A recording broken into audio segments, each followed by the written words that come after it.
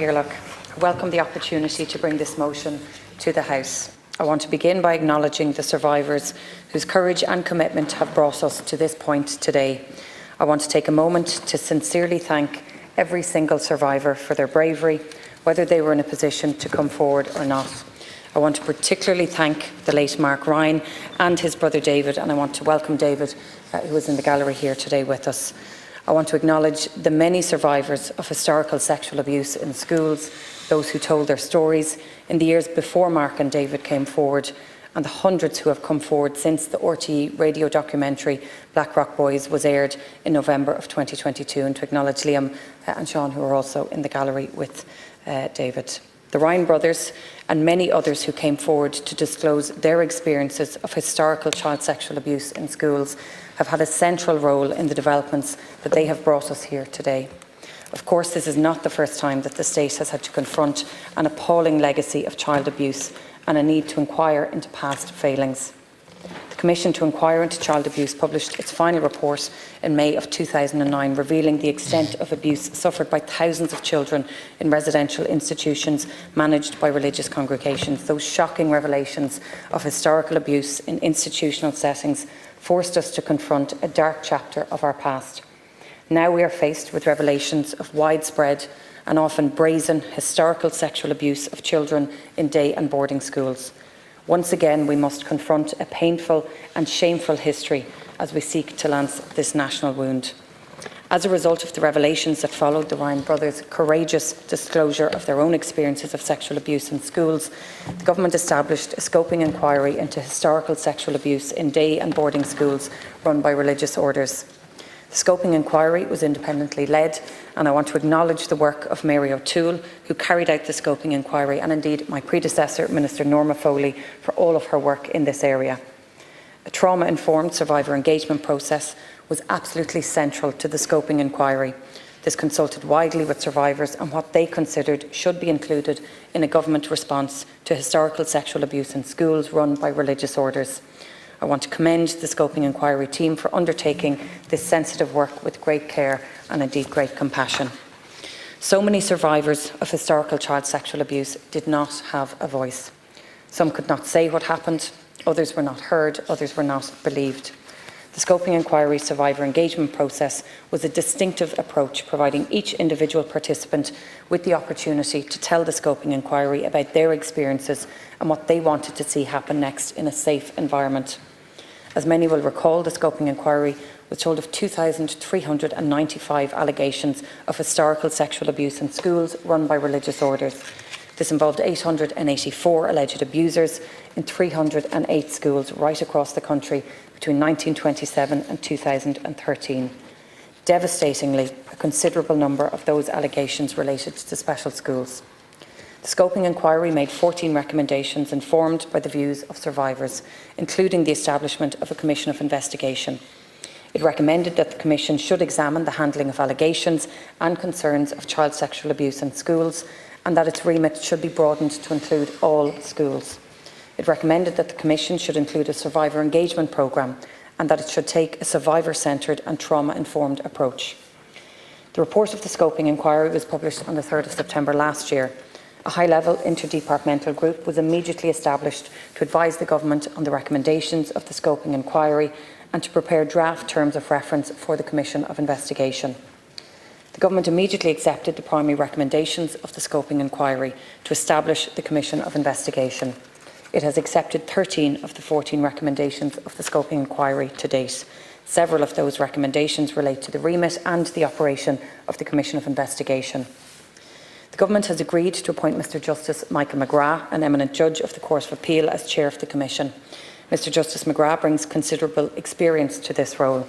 He was called to the Bar in 1984, to the Inner Bar in 2000.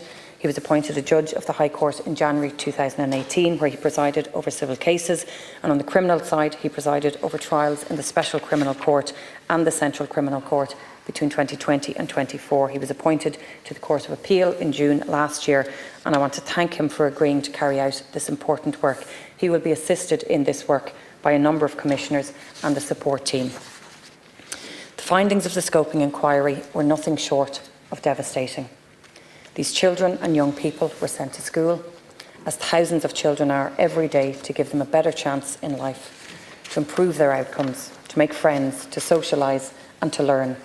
What some were met with within these school gates was beyond comprehension. The Scoping Inquiry's report sets out not just the devastating accounts of the sexual abuse that participants experienced as children, but the impact on their education, the loss of opportunity in school, the often lifelong impact on relationships, employment and their sense of self. As it was said to me, children's childhood was taken away from them. Participants' accounts of there being no place or no sense of safety in their school represents an egregious breach of trust from those responsible for running those schools.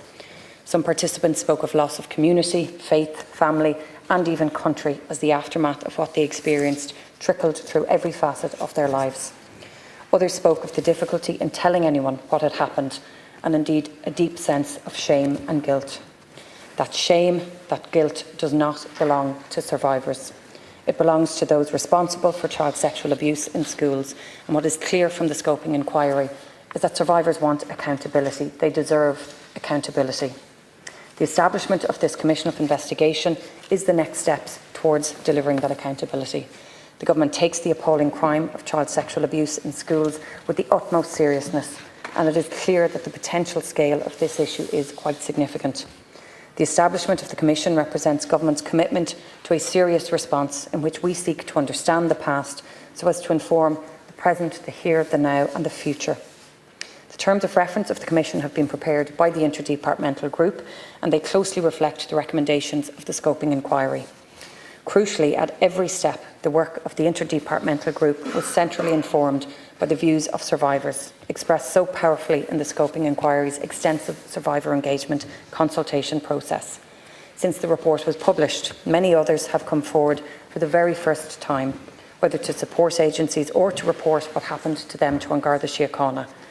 Through their harrowing accounts of their own experiences, the Scoping Inquiry participants have paved a path for so many others who may now choose to tell their stories to the Commission. This Commission will have a remit to examine the handling of sexual abuse in all types of schools.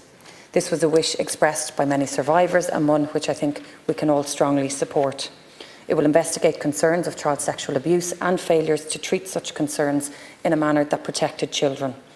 It will examine the causes and responsibilities for those failures, and it will have the power to compel witnesses and documents. This was a key concern for survivors who participated in the Scoping Inquiry.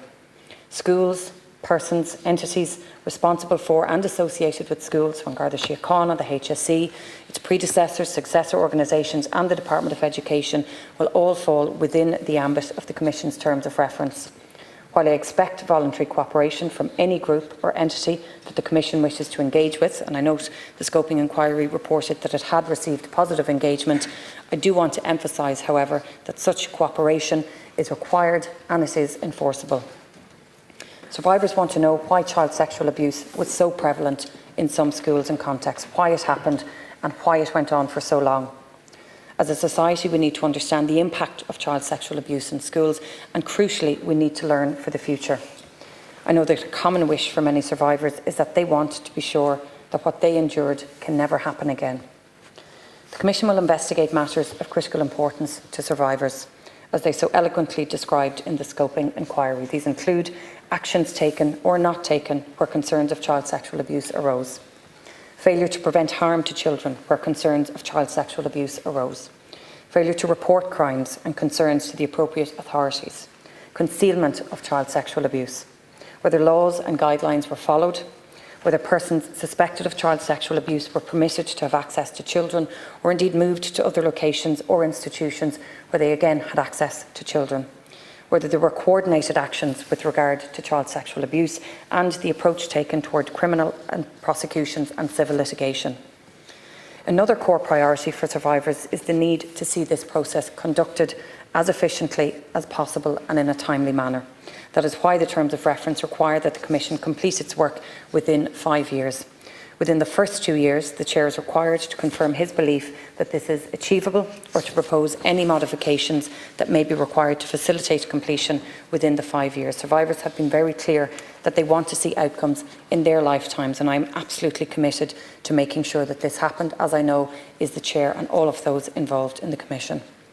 To that end, the Scoping Inquiry's recommendations that the Commission adopt a sampling approach is provided for in the terms of reference. The Commission will conduct an initial national survey as it seeks to establish the potential volume of witnesses and evidence that may be available to support its investigation. It will then select samples for detailed investigation, informed by what survivors relate to it in the national survey. The Commission may consider child sexual abuse in schools between 1927 and 2013 in its report. The terms of reference recognises that the longer ago such matters took place, that there are realistic limitations on the Commission's ability to conduct a meaningful investigation into those particular matters, and that there may be fewer survivors or witnesses who can inform the Commission as to what happened. To that end, the Commission has the power to reduce the time period under investigation as it considers appropriate, and this would allow it to concentrate on periods of time that may provide answers for more of the survivors who come forward in that national survey. But of course, this is for the Commission to decide, and it will be very much based on those who come forward in the early days. The Commission also has discretion in its work with regard to whether any part of its investigation is subject to ongoing legal proceedings. It's important to say that the Commission will also have a survivor engagement programme which runs in parallel to the formal investigations. All survivors who wish to provide an account of their experiences to the Commission will have an opportunity to do so through this programme. I want to emphasise that the survivor engagement programme will be non-adversarial. Survivors will be able to provide their account in private, in a supportive environment, without cross-examination. The survivor engagement programme can also hear from a relative of a deceased survivor. It's completely anonymous.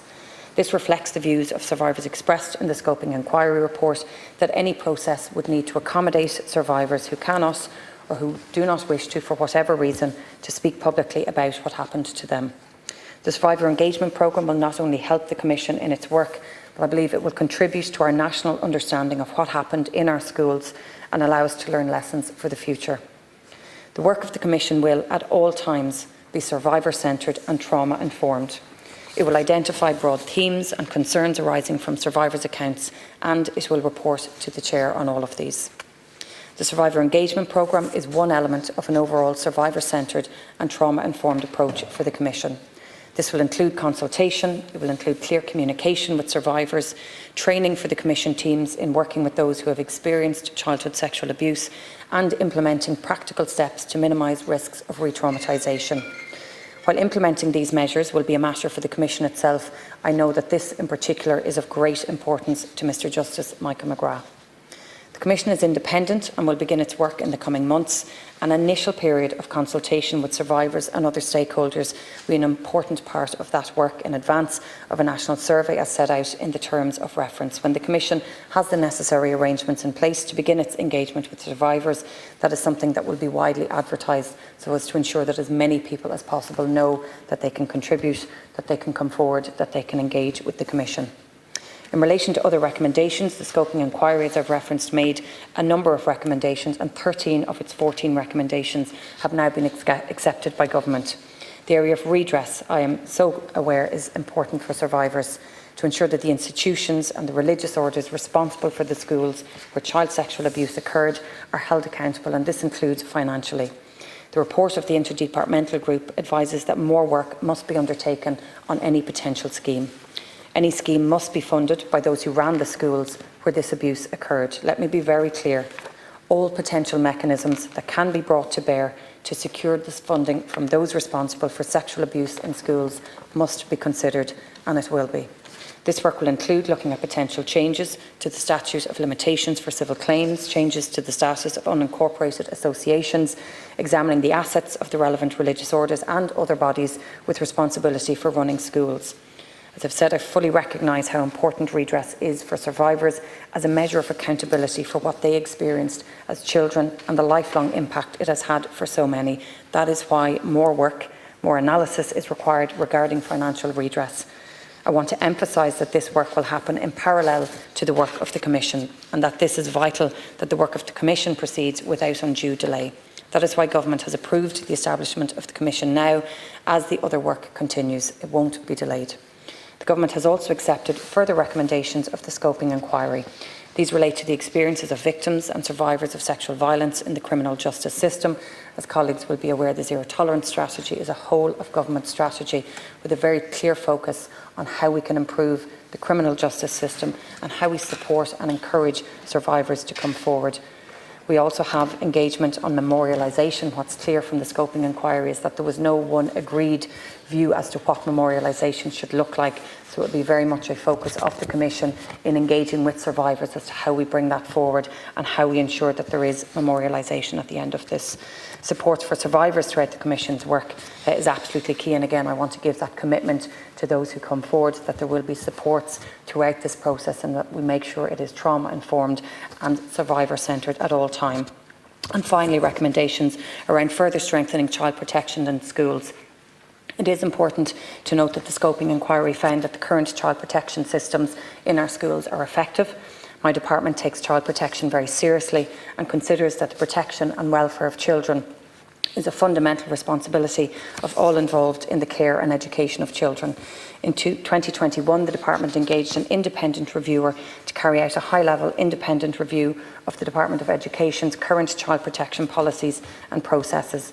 The review examined the policies and procedures that the department has in place for the protection and safeguards of children and young people.